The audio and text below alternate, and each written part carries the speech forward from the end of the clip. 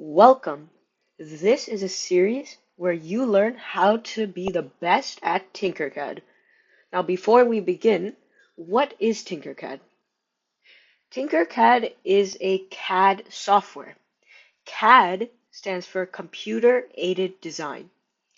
What that means is that you can create stuff within this software.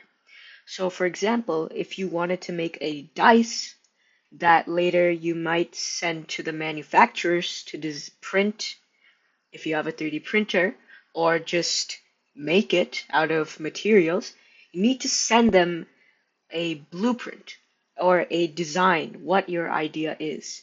And that's where CAD comes in. So instead of hand drawing everything, you instead make it in CAD, a 3D model. And what that means is that that 3D model, once you perfect it, is ready to be sent to them where you can build stuff. TinkerCAD is a great place to start with CAD.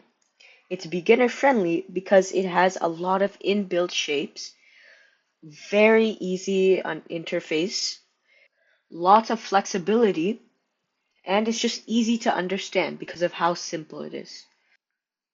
This is going to be a great journey for you, and we are going to learn a lot of things that will be very useful.